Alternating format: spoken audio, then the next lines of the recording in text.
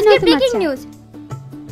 দীর্ঘ 5 বছর পর ভেজাল মেডিসিন পাচার কাণ্ডে অভিযুক্ত ইমতাজ খানকে ভারতীয় হাইকোর্ট সর্বোচ্চ যাবজ্জীবন কারাদণ্ডে দণ্ডিত করলো। শালা কসাই এতদিন পর সাজা পেল। ভাই, এ ব্যক্তিটা কে? এ হচ্ছে শয়তানপুরের এক রাক্ষস, যার ভয়ে গ্রামে একটা পাখিও উঠত না, যার কাজই ছিল মানুষের রক্ত নিয়ে খেলা।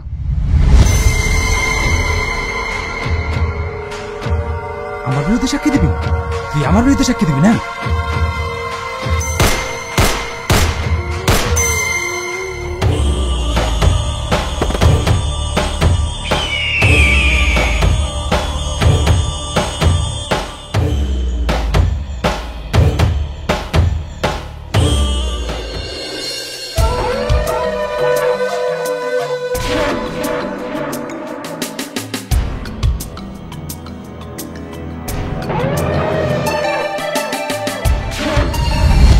এতটা ভয়ানক মানুষ?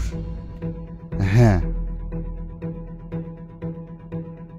কিন্তু আমাদের এবি বাংলা চ্যানেলে ধরা পড়েছে জনগণ একশোর একটা কথাই বলছে, হয়তো ইমতাজ খানকে ভারতীয় আইন সাজায় অভিযুক্ত করলেও এই ভেজাল মেডিসিন কাণ্ডে যেসব মানুষ প্রাণ হারিয়েছেন তাদের কি আর কখনো ফিরে পাওয়া যাবে?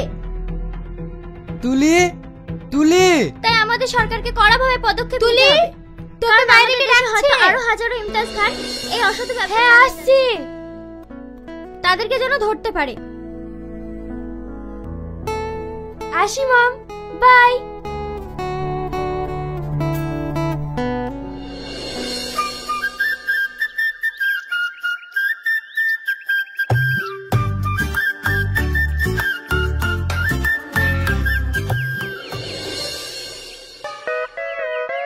বাবা, তোর তো দেখছি সেই ব্যাপার, পুরো ভাবভঙ্গিমায় আলাদা। কেন, আমি কি কোন হিরোর থেকে কম নাকি? এই নে। এই, তুই প্রত্যেকদিন আমাকে নিত্য নতুন ফুল দিস কেন বলতো? দেখ, তুই আমার সবচেয়ে কাছের বন্ধু, তাই তোকে ফুল দিয়ে প্র্যাকটিস করছি। যেদিন সত্যি করে দেবো তখন বুঝবি। কি? ও তুই বুঝবি না, চল তো।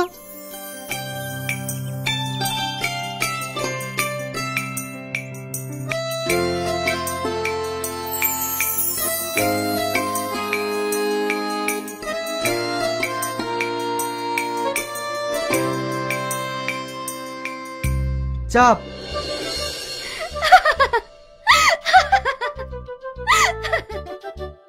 কিরে, এইভাবে হাসছিস কেন?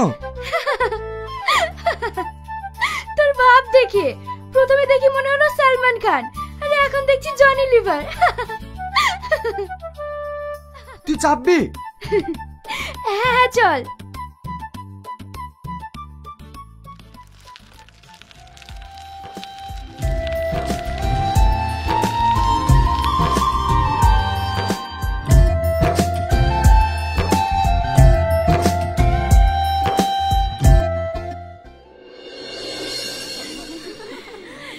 আমার ফোন ধরনি কেন? একটু প্রবলেম ছিল। তোমার প্রবলেম সারা জীবনে থাকবে। অত যেহেতু তোমার সমস্যা, তাহলে আমাকে বিয়ে করনি চলো না, তাতে তো মরদ নেই। কিরে, তুই এইভাবে ঝামেলা করছিস কেন? ও তুই বুঝবি না। কি ব্যাপার, তোরটা কই? ওর একটু ক্যাম্পাসে কাজ আছে, ওখানে ঢুকেছে। কি? কার কথা বলছিস? ওর আবার গার্লফ্রেন্ড? 5 বছর ধরে শুধু বইয়েই বেড়াচ্ছে, এখনো বলতে পারেনি। আমার মনে হয় আর কোনোদিন বলতেও পারবে না। হ্যাঁ, বলিনি, খুব ভালোই আছি, নাহলে প্রতিদিন তোদের মতো ঝামেলা হতো। আমার ভালোবাসা আমার মধ্যে থাক। তোর আবার ভালোবাসা?